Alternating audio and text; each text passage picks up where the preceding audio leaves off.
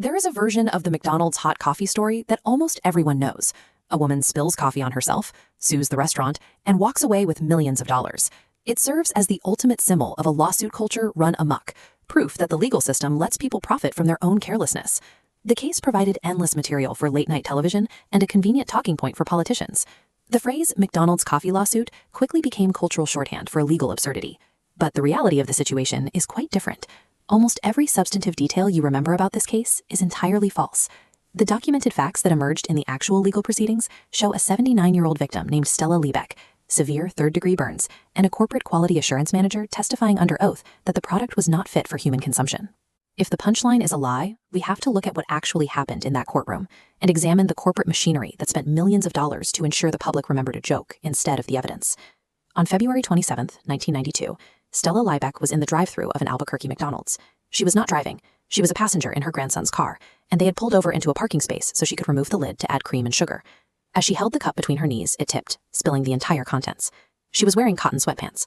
The fabric absorbed the scalding liquid and held it directly against her skin. McDonald's strictly required franchises to serve coffee between 180 and 190 degrees. At this temperature, skin contact causes third-degree burns within 7 seconds. Because the soaked cotton trapped the heat much longer, Stella suffered third-degree burns across 16% of her body. Facing extensive recovery, her initial request to McDonald's was a private settlement of exactly $20,000 to cover her rapidly mounting medical expenses. In response, McDonald's offered a flat $800. With medical bills already exceeding $10,000 and more expected, the company's counteroffer left her with no financial recourse. An elderly woman who never sought out a lawsuit was forced into a public trial. Once inside the courtroom, the jury heard a completely different set of facts than the ones broadcast on television. McDonald's own quality assurance manager admitted on the stand that the company was aware its coffee caused severe burns, and that the product served at 190 degrees was unfit to be consumed immediately upon purchase. Between 1982 and 1992, McDonald's received over 700 documented burn complaints.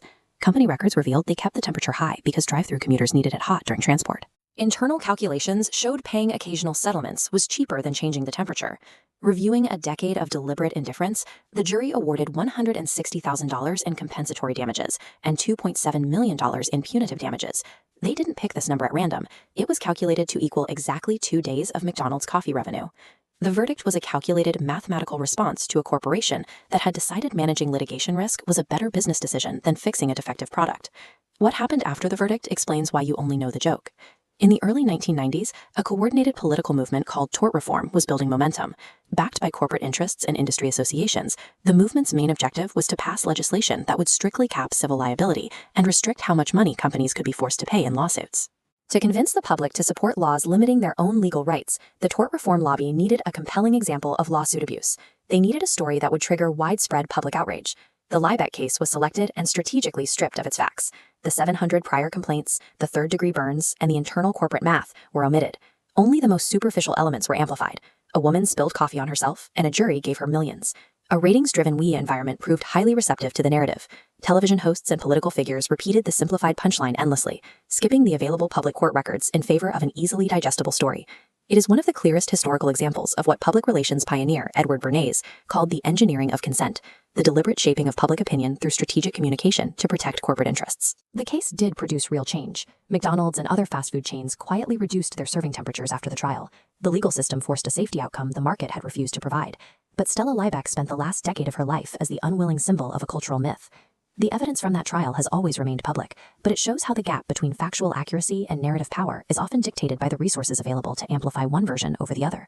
A corporation and its allies spent millions to ensure the public remembered a punchline, and the punchline worked.